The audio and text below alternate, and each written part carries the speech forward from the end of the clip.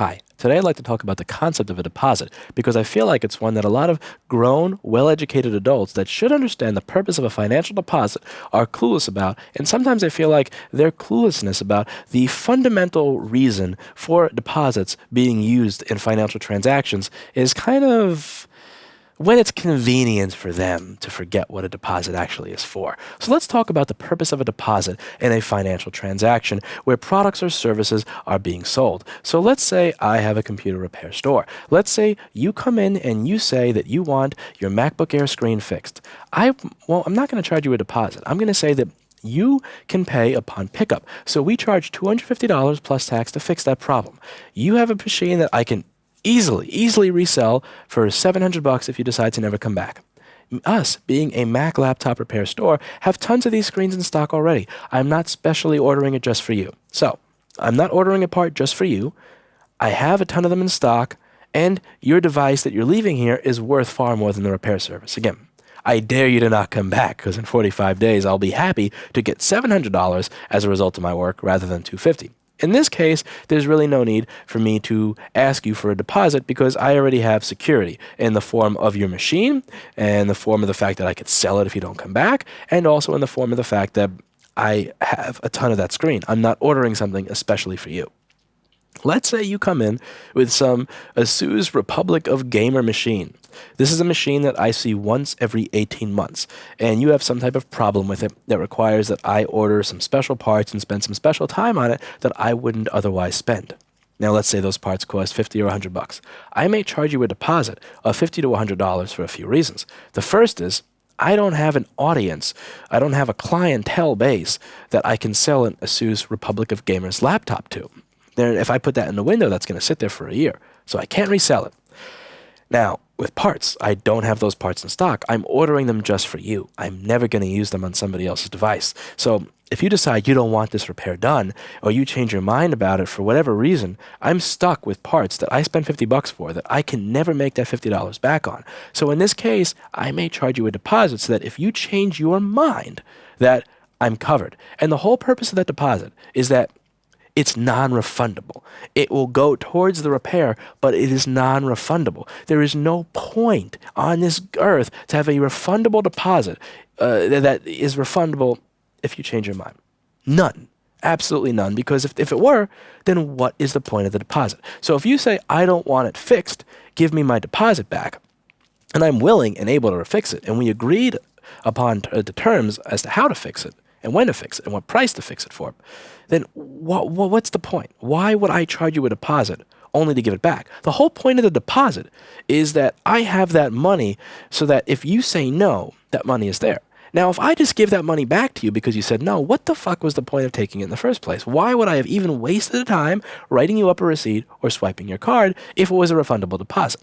It makes no sense. Now, let's say that I say, whoops, I cannot fix your machine while measuring something. My hand slipped and I scratched your entire motherboard. Zing, sorry. In this case, you have a right to say, I would like my transaction refunded. The person who is hindering the completion of the transaction is the person who is usually in the wrong and the person who does not have a say as to whether or not the deposit is refundable or not. Even if I don't want to give you your $50 back, even if I don't want to give you that deposit back, I'm the one who's hindering the completion of that transaction. We agreed to fixing this at this price. I can't fix it at this price. I've changed my mind because I screwed something up.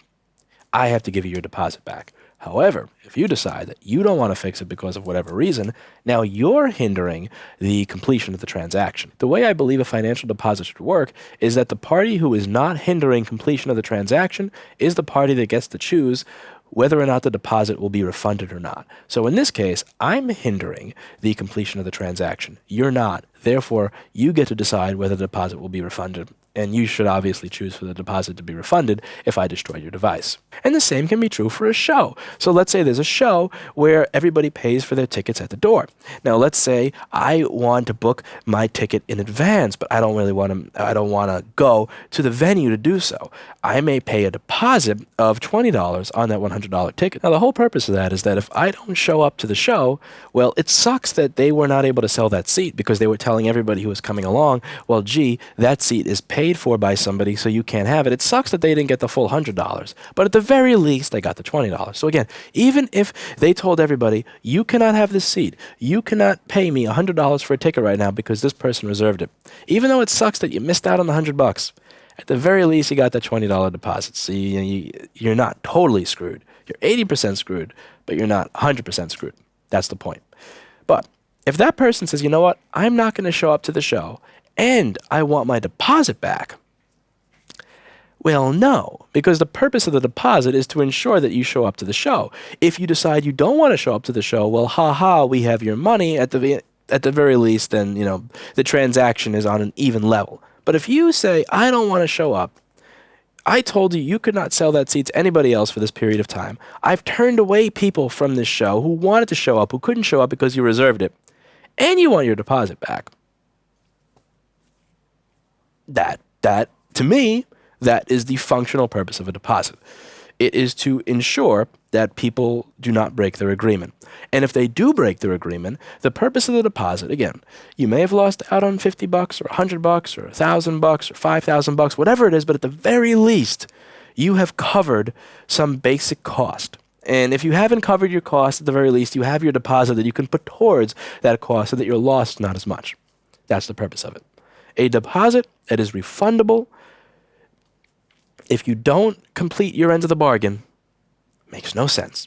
Who is hindering the completion of the transaction? If you, the client, are not showing up to the show, then I, as the person who's not hindering the completion of the transaction, have the right to say, you're not getting your money back because you hindered the completion of the transaction. You never came to the show. You never came to purchase the final ticket. No deposit for you. Now, let's say you paid a deposit for that show, and I said, whoops, we sold your seat to somebody else. We can't have you here. You have a full right to ask for a refund on that deposit because you are not the party that's hindering the completion of the transaction. I am the party who's hindering the completion of the transaction by saying, hey, I sold your seat to somebody else. In that case, you have the right to ask for your deposit back. The party who is not hindering the completion of the transaction is the party that has all rights to referee whether or not the deposit should be refunded or not. Nothing else. A deposit that is refundable, for example, you are going to rent this car and you're going to pay this deposit. And if you bring it back in the same condition we gave it to you, you get your deposit back? That makes sense. We've all agreed to the terms. But a deposit where you are going to have this fixed, and once you have this fixed, that deposit will go towards your end cost. That makes sense. But if you say, I don't want to have that fixed anymore.